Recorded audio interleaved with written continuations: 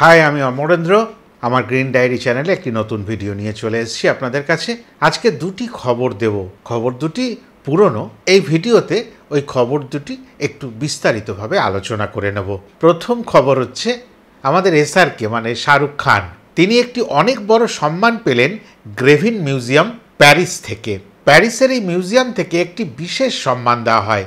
সেখানে একটি gold coin প্রস্তুত করা হয় এবং তার উপরে যে গুণী মানুষটার প্রতিচ্ছবি রাখা হয়, মানে তাকে সম্মানিত করা হয়, সেটা কিন্তু অনেক বড় সম্মানের। কেননা চট করে তারা এইটি করেন না। প্রবাদ প্রতিম কিছু মানুষ ছাড়া তাদের এই সম্মান তারা দেন না। তবে জেনে নেওয়া যাক শাহরুখ খানের আগে এই সম্মান এই মাত্রার বিনোদন জগতের সঙ্গে জড়িত কোন কোন মানুষ এই সম্মান পেয়েছেন। সর্বপ্রথম বলতে হয় প্রণম্য চ্যাপলিনের কথা। চ্যাপলিন এই সম্মান পেয়েছিলেন, কিন্তু সেটা মরণোত্তর। পেয়েছেন মাইকেল জ্যাকসন। আর এতদিন পরে ভারতবর্ষের একমাত্র শাহরুখ খান পেলেন। এটি ভারতবাসীর কাছে একটি অনেক বড় গর্বের বিষয়। যে সম্মান চ্যাপলিন পেয়েছিলেন, জ্যাকসন পেয়েছিলেন, সেই সম্মানেই সম্মানিত হলেন আমাদের শাহরুখ খান। এটা স্বাভাবিক করেই গর্বের বিষয়। তবে এই রকম সম্মান অন্যান্য জায়গা থেকে মানে বিদেশ থেকে যে পাননি শাহরুখ খান তা নয়। এই সম্মানটি বিশেষ করে তুলে ধরার মতো। পাশাপাশি আমাদের পাশের দেশ মানে বাংলাদেশ, সেই দেশেরও এক মহানায়ক, তারা মেগাস্টার সুপারস্টার বলতেই ভালোবাসেন সাকিবিয়ানরা বা সেই দেশের মানুষরা। তবে সেই মেগাস্টার শাকিব খান পেলেন ইউএই সরকারের থেকে গোল্ডেন ভিসা। এটাও একটা বড় মাত্রার সম্মান। এই নিয়ে আমার আগে ভিডিও আছে। যখন এটা অ্যানাউন্স হয়েছিল তখন আমি বিস্তারিতভাবে এই সম্মানটা কি সেটা নিয়ে ভিডিও করে রেখেছি। ভিডিওটা আপনারা দেখে নিতে পারেন। এই সম্মানটি শাকিব খান সবেমাত্র হাতে পেয়েছেন। এটাও আমাদের বাঙালির কাছে একটা সম্মানের।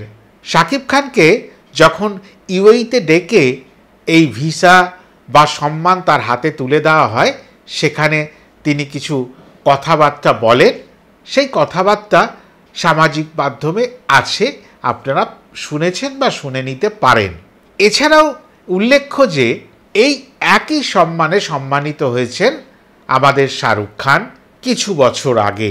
তার মানে শাহরুখ খান আর শাকিব খান দুই দেশের দুই খান এই সম্মানে সম্মানিত। এই জায়গায় আরেকজনের নাম করতে হয় সঞ্জয় দত্ত। তাহলে আমি একটা ইকুয়েশন পেলাম ট্রিপল এস। সঞ্জয় দত্ত, শাহরুখ খান, শাকিব খান, সব এস। তা এটাও একটা ভালো লাগার বিষয়। শাকিব খানের এখনও অনেক পথ চলা বাকি। এরকম অনেক মূল্যবান পালক তার মুকুটে আরও আসবে এটা আশা করি। সেইখানেই পাকিস্তান থেকে আগত মিডিয়া পার্সন তার ইন্টারভিউ নিয়েছিলেন।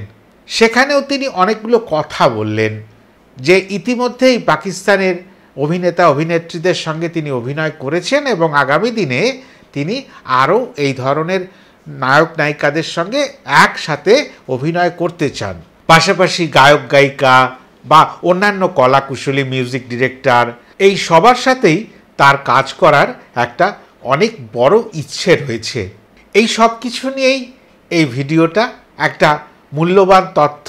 কেন বাংলাদেশের এই বিগত কয়েকদিনে যে অবস্থা গেছে বা এখনও সেটা আস্তে আস্তে থিতিয়ে স্বাভাবিকের দিকে যাচ্ছে, তার মধ্যে এই খবরটা হয়তো অনেক মানুষের মনে একটু আনন্দ যোগাতে পারে।